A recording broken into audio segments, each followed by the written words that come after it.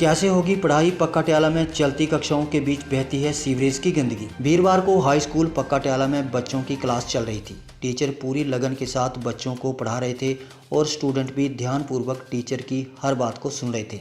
ऐन मौके पर स्कूल परिसर के पास से होकर जाने वाली चंबा सिटी की सीवरेज की नाली ओवरफ्लो हो गई और फिर सीवरेज की सारी गंदगी स्कूल परिसर के भीतर आ घुसी।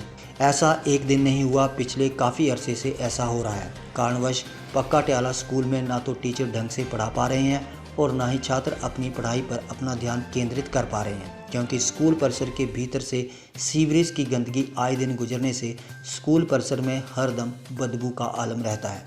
पक्का ट्याला शायद हिंदुस्तान का एकमात्र ऐसा स्कूल होगा जिसके भीतर से सीवरेज होकर जाती है।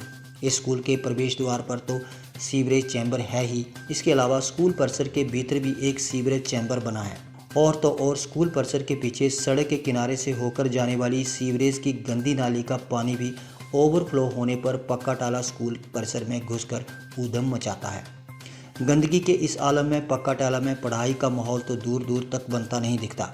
लेकिन एक बात तो ज़रूर है, यहाँ पर पढ़ने और पढ़ाने वाले किसी न किसी गंभीर बीमारी से ज़रूर ग्रस्त होने वाले हैं, क्योंकि औसतन सप्ताह में 3 से 4 बार सीवरेज की नालियाँ ओवरफ्लो होने पर शहर की सारी गंदगी स्कूल परिसर से होकर गुजरती है। अब आप ही सोचिएगा कि ऐसे आलम में पढ़ाई लिखाई करने का मन किसका करता है। लेकिन व्यवस्था के आगे मजबूर स्कूल का स्टाफ इसी गंदगी के आलम में पढ़ाने और स्कूल स्टूडेंट पढ़ने को मजबूर है। स्कूल का ऐसा माहौल काफ़ी विचलित करता है, अन्यथा किसी स्कूल से सीवरेज का पानी गुजरे और उसे गंभीरता से ना लें, ऐसा कैसे हो सकता है।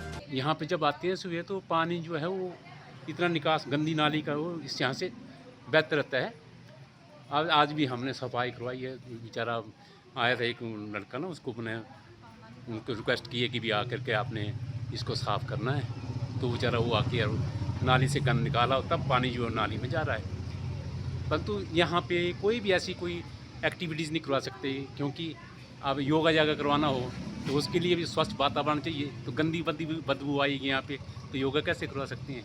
और बच्चे बोलते हैं खेलना, ये बैडमिंटन खेलना, हमने वो गंदी नाली में पड़ जाती है सेटल उनकी, तो वह तब भी नहीं वो खेल सकते। तो ये है कि भी बच्चों को भी रोकना पड़ता है। पढ़ाई के मामले में जब बच्चे अब सर्दी में बाहर बैठते हैं धूप में, तो धूप में बैठेंगे तो पानी आ जाएगा, तो वहाँ से उठा के अंदर ले जाना। अंदर भी इतने हमारे पास रूम जो अवेलेबल नहीं है, तो इतनी समस्या से मैं सोचता हूँ कि भी हमने तो यहाँ पे तो स्कूल की जगह नहीं है। ये तो ऐसे खुले स्थान पे ऐसे स्कूल होता तो बच्चे भी स्ट्रेंथ भी ज़्यादा होती है वहाँ पे, और यहाँ उसकी वजह से गंदगी की वजह से बच्चे भी यहाँ पे कम आते हैं। 33 अभी स्ट्रेंथ है बच्चों की, 6ठी से लेकर के 10वीं तक। अगर यहाँ पे कोई अच्छी वातावरण अच्छा हो ना, तो बच्चे जो यहाँ से बढ़ भी सकते हैं, क्योंकि गंदगी की वजह से वो बच्चे जो यहाँ पे एडमिशन नहीं लेते हैं। प्राइवेट स्कूलों का मुफ्त देखना पड़ता है बच्चों को। जो प्राइमरी अपने 6ठी से लेकर के 10वीं तक जितने बच्चे हैं वो बाहर प्राइवेट स्कूलों में जा रहे हैं।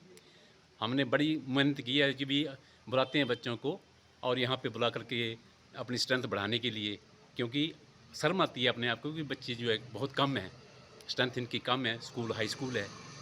तो कई बार हमने सरकार से भी और कई बार हमने प्रशासन से भी बात की है। आए यहाँ पे एसडीएम साहब भी आए थे, डीसी साहब भी आए थे। कमेटी वालों को बार बार फ़ोन करते हैं, वो आते हैं, कभी कभी आते हैं, और रोज़ कौन उनके पीछे लगता रहे, और कौन, उनको सोचना चाहिए ना। तो ये है हमारी समस्या सबसे बड़ी है कि यहाँ से अगर स्कूल जो है वो चेंज हो करके ऊपर अपने बिल्डिंग है प्राइवेट, ये पुलिस स्टेशन के साथ ही ऊपर साइड को, वहाँ पे ग्राउंड भी है बच्चों के लिए, वातावरण भी अच्छा है, और साथ में बिल्डिंग भी पुराने उसकी है, उसकी रिपेयर हो जाए तो बच्चे वहाँ पे वो सही तरीके से आप बच्चों को संभाल सकते हैं और वातावरण से उसको अच्छा वातावरण जो उनको दिला सकते हैं। तो मेरी सरकार से ये विनती है। नमस्कार, मैं पूनम महाजन, जीएचएस पक्का ट्याला से। हमारी सबसे बड़ी समस्या है कि हम जब सुबह स्कूल में एंटर करते हैं तो एंट्री करते ही यहाँ पर चारों तरफ पानी ही पानी होता है। सीवरेज का यहाँ पर पानी देखिए, अभी जैसे आप लोगों को दिखाई देगा, आज तो धूप है, वो पानी सूख गया हुआ है। पर जब भी कभी भी बारिश होती है, कुछ होता है, बारिश ना भी हो, धूप भी हो, तब भी यहाँ पर पानी चला ही रहता है, जिससे कि पढ़ाई में बहुत ही ज़्यादा बाधा जो है आती है। बच्चे क्लासरूम से उठाने पड़ते हैं। हमारा स्कूल इतना बड़ा भी नहीं है कि हम बच्चों को अलग अलग रूम्स प्रोवाइड करवा सकें। फिर बच्चों को इकट्ठा बिठाना पड़ता है। जैसे कोविड आजकल चला हुआ, तो सोशल डिस्टेंसिंग भी ज़रूरी है। तो जितनी भी गाइडलाइंस हैं उन सबको देखते हुए ये स्कूल जो है, मुझे तो लगता है जहाँ तक ये स्कूल है, हाइजीन तो बिल्कुल ही नहीं है यहाँ पर। तो बच्चों की हेल्थ को देखना जो है वो बहुत ज़रूरी है, और मैं सरकार से ये गुजारिश करूँगी कि अगर कहीं पर भी बिल्डिंग है तो वो हमें प्रोवाइड करवाई जाए, ताकि हम अपने बच्चों को अच्छी शिक्षा दे सकें। धन्यवाद। मैं Renu TGT medical officiating incharge GHS Pakkatala. मैं यहाँ स्कूल में सफाई के बारे में बताऊँगी कि यहाँ बहुत ये सीवरेज का पानी चला रहता है 24 घंटे। हर दिन हमें सफाई करवानी पड़ती है और हर दिन हम कंप्लेंट भी करते हैं, और पर होता कुछ नहीं है। कमरों में भी पानी आ जाता है, इधर उधर गंदगी पड़ी रहती है और बच्चों को बड़ी डिस्टर्बेंस होती है। बच्चों को उठ के अंदर जाना पड़ता है, हम भी डिस्टर्ब होते हैं पढ़ाते पढ़ाते। बच्चों को मतलब उनका ध्यान जो केंद्रित करना पढ़ाई में बड़ा भारी हो जाता है, मतलब कंसंट्रेशन नहीं हो पाती बच्चों की।